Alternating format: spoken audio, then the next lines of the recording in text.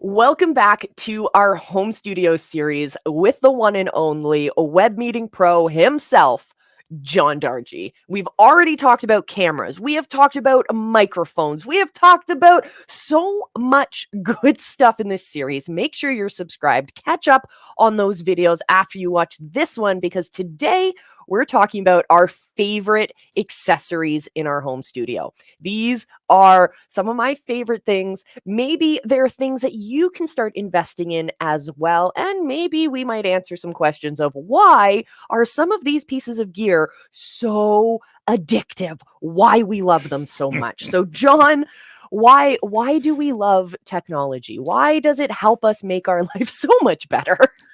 That's just it. Like it technically solves problems, right? Problem Yep. solving. The tech, the accessories bring frustration and just kind of squeezes it out over there. Or now sometimes it brings it in, but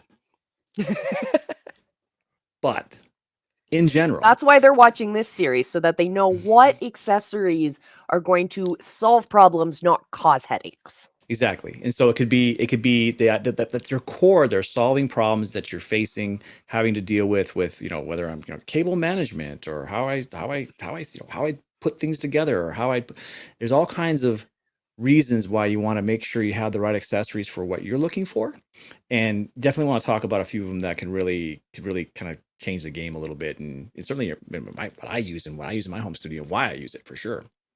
And John looks great. So we're going to listen to John's advice. So let's just dive into it today. Roll that intro, and we will see you on the other side.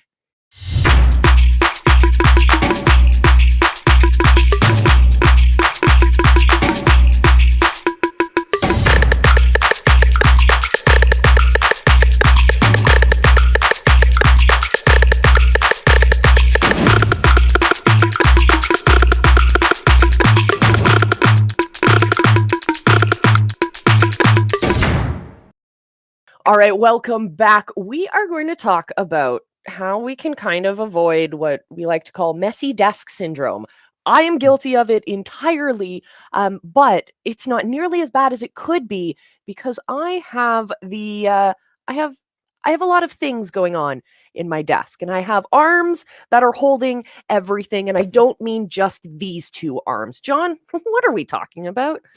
Yeah, so for me, one of the most important accessories is a way to kind of hold your mic in a place where it works for you, right? Whether it's over your head, down below, above. But for me, it's a boom arm. It's actually on the bottom of my desk. Kind of see it here. I can adjust it, I can move it around. Boom arms are really awesome because if you kind of have this thing sitting on a stand, kind of like one of these guys, and you're typing on your keyboard, that little vibration comes up through the bottom, right into your microphone, and your entire audience hears it. So a boom arm will kind of take the mic up and away, so it's not getting that vibration directly. It's somewhere on the end of your desk, and then also, so it avoids that, it kind of eliminates, squashes that. But at the same time, you can kind of move it around, make it up where you need it to be. I could actually have this out of the camera frame if I wanted, but I kind of think it's cool, so I'll leave it in. So there's just it kind of becomes like a little bit of it solving problems, but there's a little bit more to it, right? It's kind of style. I like it. It's just me. It's kind of the same Absolutely. thing. Yeah, so there's that. And then there's these other things that kind of go with it, right? Like if I'm using a microphone, and I have my speakers on or whatever, there's this loop, right? There's this loop that can happen, Yep. and it's The really feedback loop. We've right. all heard it. It's no fun. It's like nails on It's a chalkboard. which is why when you're watching podcasts, people have these like headphones on. It's very obvious that they're doing something. They can hear through their ears, and then they can talk, and there's not this loop. So having a pair of headphones that work for you is really kind of important, frankly, when you want to have a great audio experience. Yep. I don't like the big, I'm a broadcaster headphone. I spend 8, 9, 10, 12 hours a day in Zoom, in meetings, and I just don't Yep. like it. And so these earbuds that are kind of very low profile and just sort of kind of hang like if I really wanted to, I can get an extension, put it behind my back. You wouldn't even see them. Yep. I prefer that type of setup for my audio, which includes the boom arm and the earbuds. Yeah. Two of And my if you guys favorites. watched our last video where we talked about microphones, we talked about understanding your use case and how you're actually using your microphones. And that carries over to your headphones as well. So as we talked about before, John is baked in to his studio right now. He's sitting in a chair. He's got his microphone attached to his desk with his boom arm, and he's got his headphones connected directly into his computer. But I like to move around a bit more. So I have my wireless microphone that we talked about, and I like to use wireless headphones. So I like the AirPods. They work well for me, but that's not the best microphone to use. We should have talked about in the last video, but do not use your wireless headphones, microphones. It's going to give you the worst level of audio possible. But they are very convenient headphones and they work just fine as headphones, my friends. So make sure you have the right headphones for your use case. I used to spend hours and hours a day as a radio broadcaster, and I had those big, heavy headphones, and they sound great. But the reality is they're really heavy. They give you headaches a little bit. So keep in mind, how often are you sitting down and creating that content? That also plays into your use case with your headphones as well, my friends. So before we dive into the third item on our list, I want to ask you guys about what accessories are you excited about in your studio? Have you seen some great videos with some things happening in the background? I know when I first got into podcasting, I loved the look of the boom arm. I was like, that is an essential for podcasting. But it wasn't until I actually started talking to John that I realized why we use them. And so I have questions. I want to know, are there things that you guys have questions about? Are there accessories that you're seeing that maybe we need to do reviews of here on the channel with John? Let us know down in the comments. John, you're looking great. You look fantastic. I love seeing you. And when we create live content, man, oh man, there's a lot of windows you got to pay attention Oh, to. And one of my favorite streamers, I do not know how she does it, but she only has one monitor, and I think she's struggling. So, John, what do we think about monitors? the more the merrier. Like the better. Like if you, so we see it all the time, right? I'm in the meetings. We got a person that's on their laptop. They Yeah. are they have to share something, a presentation, whatever. All of a sudden, their whole world is taken over by Zoom, Teams, whatever, like StreamYard, whatever. Like the whole world is taken over. So if somebody's commenting and kind of saying things, they can't see it. Yeah. There's this the stage is taken. So for me, monitors, like at minimum, if you're not doing this, at minimum, you need at least two, right? And I look at it as the kind of like the stage and the green room, right? The Yeah. stage is where you're presenting to your audience, you are doing things, and you kind of, you can kind of know what's happening, monitor it. But then the green room is kind of where all the preparation's happening. You got things teed up, you got things happening. You're never going to share that. Don't ever share that. But you're not going to share that because it's where you're watching the action from the control room Yeah. in the green room and prepping things. So I'm a huge fan of at least two monitors. But you can see how if you depending on where you're at in your journey and what kind of resources you have and what you're trying to achieve, more can be actually very useful in kind of keeping Yeah. things organized and help you feel confident that you can see what you need, you can see what your audience needs to see, but you can also have the real estate to take care of other things. Now, by the way, bonus tip. It's not just for live streaming or having two monitors for just your daily tasks is a Absolutely. game changer. So it's just for me, it's not even a question. You gotta have it. And when we talk about options, not excuses, I will fully share my vulnerability with you guys. When I started creating live content, I was using a laptop. One laptop, Mhm. small screen. I bought the smallest laptop I could because it was actually designed, or I picked it because I wanted to travel with it. I wanted something light and minimal. And well, I needed a second monitor. It was so simple to buy either a secondhand monitor, to buy a low-end monitor at the computer store, and it expanded my desktop space, my usable workspace, by 3 times. You don't need to be locked into the monitor that you have right now, my friends. Look for options of expanding that, because it's literally like buying a new desk, like an extra desk. It gives you literally more space to work with. So definitely worth the investment. 100%. All right, John, the pièce de résistance. But before we get to Yes. that, make sure you guys hit that subscribe button, because, well, we love hanging out with John. We love hanging out with you guys. And if you want more tips, tricks, and strategies to boost your brand's visibility, get more eyeballs on your message, your mission, and your movement, well, the Visibility Hacking channel is the #1 place to be. So hit that subscribe button. And now, John, let's talk about our dirty little secret. Absolutely. We got a piece of technology that such a game changer. Such a game changer. So I used to be like a little techie nerd when I was a teenager, and I would spend hours and hours hanging out with the robotics teams and the computer programmers, and I was like, "Hey man, can you make me a thing that has a button? Like I don't want a keyboard. I just want one button to be able to like do this one thing. I just want it to like stop my stream. I want one button, actually, to be completely honest. I wanted one button to be a mute button.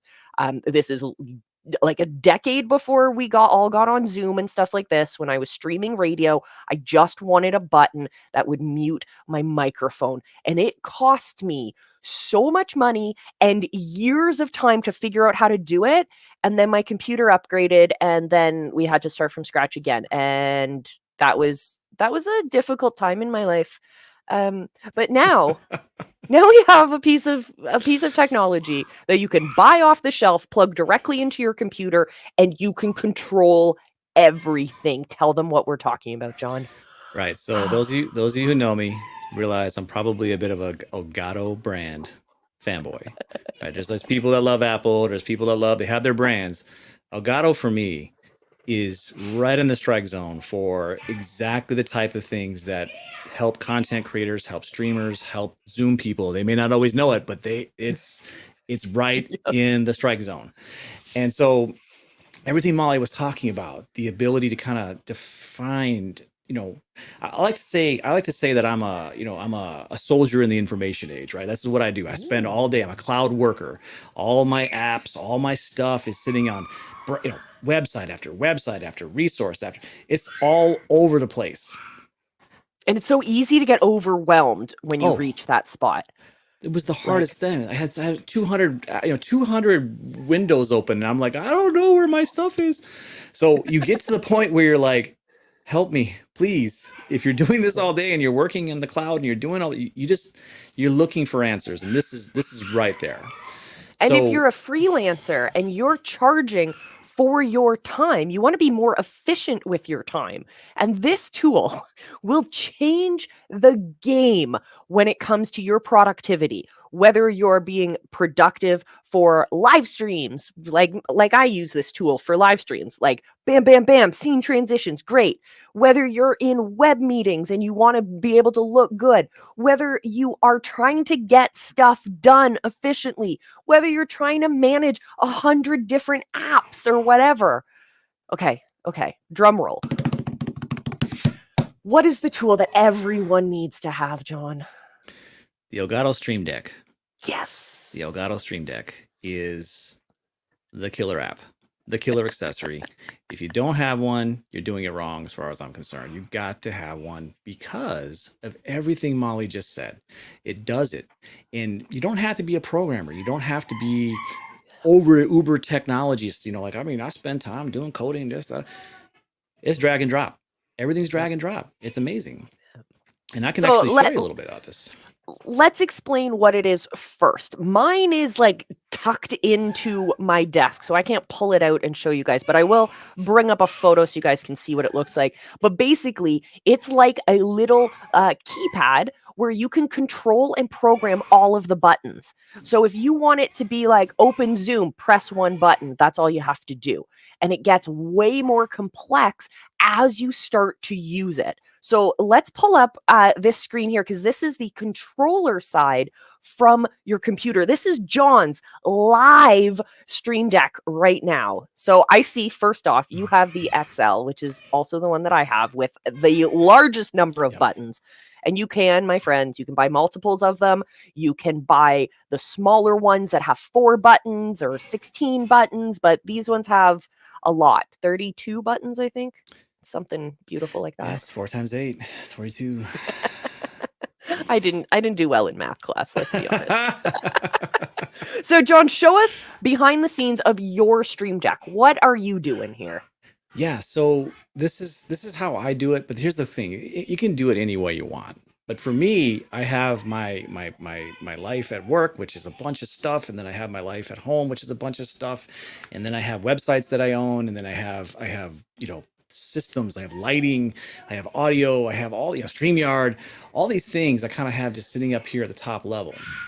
And I can actually go in and I can change the icon to whatever I want. So this is a little work, this is a little home, these are like a website with a cloud. You can make, there's thousands and thousands and thousands of these things. Whatever resonates with you, you can put as the icon on that button. So you don't even have to see what it says. Mine says work and it has like a building. So I know that's work and I know this is home, but you don't have to put the words. You can just recognize it straight up from the icon. Here's the cool part. 36 or 32 buttons, right? But that doesn't matter. Like I can go in here and now I got a whole bunch of other stuff that's strictly for work. And I can keep going down as deep as I wanted to go in these like subfolders and So basically, when I say unlimited, I really mean you're only limited by your imagination. Like what can you do? So if I want to go to Slack or my email or my calendar, my G Drive, my different tools I use for work, it's all here under the work menu. Home, I get in there, Hotmail, Gmail, G Drive, all the places I go to learn things, different assets I use for editing and different tools. Now, maybe you notice down here, I have a couple of things that kind of go along with it. This is like the lighting. So I can control my lights. I can turn things off. I can turn things on, but that's something I use all the time. So I can actually leave that right there on the main, and that kind of goes whatever menu I'm in. I just kind of keep those buttons so I can put it on more than one menu. And the whole point being that you can just take all those thousands and thousands of websites, resources, assets, and put them into one place, arrange it in a way that makes sense to you. And I just absolutely change your life in terms of how you are able to execute your vision in live meetings, or like I said, I can go in here really quickly and show you that there's an entire ecosystem of plugins, tools. Like you can keep going on and on and on. You want things for Photoshop, Adobe. I mean, the list is 100% endless. Yeah. And so that's why I'm a huge fan of this piece. It's actually the brains of the operation for my setup. So the way that I use my Stream Deck is in my live shows. So if you guys have seen the live show on Mondays, it's a multi-segment show that I have pre-rolls and I have bumpers and I have intros, and all of this stuff is laid out, and I run the show in OBS. So I use my Stream Deck as a way of changing between those scenes. And you can see that I actually customized all of my buttons. So I have a picture of me down in the bottom. I have a flame to remind me that this is the hot topics and hot tips. And the game over is the way of saying, this is the end of the episode. So there's different ways that you guys can use your Stream Decks, but it's definitely the most useful tool that you could ever purchase, whether you're creating content, whether you're in live meetings, whether you're a cloud worker, or you just want to have buttons for your kids who share your computer. They can have their own profile unto themselves. It is the best tool that you could ever purchase. And my friends, if you don't want to invest too much money into this, you can even use the mobile app that they have available, and you can get a feel for how useful this is. So, my friends, those are our favorite accessories that you should have in your home studio. Thank you, John Dargy, for joining us yet again for this awesome video. And I and John will see you in our next one. But until we do, remember, go check out John Dargy's channel. The links are down below. Come hang out in the Visibility Hackers Facebook group. Come hang out for Friday Night Live. And of course, check out the live show where you will know what I am doing behind the scenes as I change our scenes. So, my friends, remember, I love you. Be excellent to each other. Just go live. Your people are out there and they're waiting for you.